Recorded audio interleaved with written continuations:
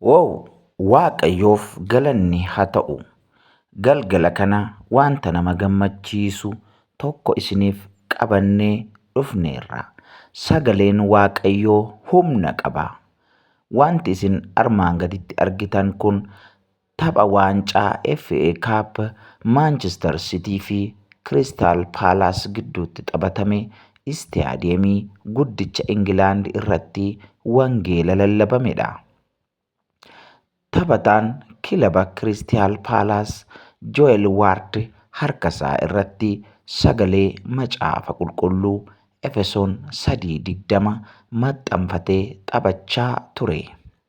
Inni humna isaa isa nu keessatti hojjetuun wanta nuyi kadhannuuf, wanta nuyi yaaduu dandeenyu hundumaa irra safara malee caalchisee gochuu ni danda'a jedha.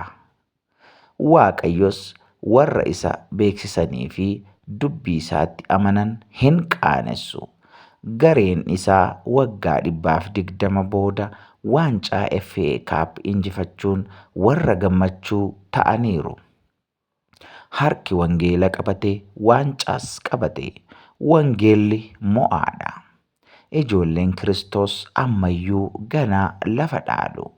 Kiristoos Iyyesuusiin isa waan hundumaa irratti gooftaa ta'e beeksifnaan, ulfina isaa dubbannaan, karaa ta'uusaa, jireenya ta'uusaa, daandii jireenya bara baraatti geessu ta'uusaa dubbannaan wanti hundinuu namaaf milkaa'a.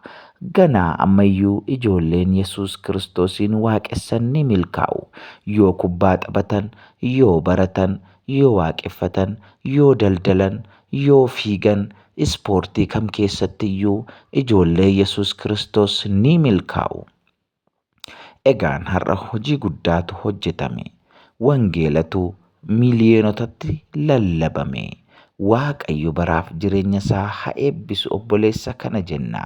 Ammayyuu nuti amantoonni lafa deemnutti, lafa hojjennutti Yesuus Kiristoosiin isa lallabamuu qabu, isa anaaf isiniif fannifame haa lallabnu.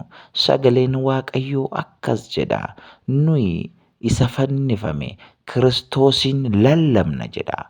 Ammayyuu isa fannifame Kiristoosiin haa lallabnu isiniin jenna. Kun dhaamsa keenya, dhaamsa gonfoo miidiyaa galgala kanaati.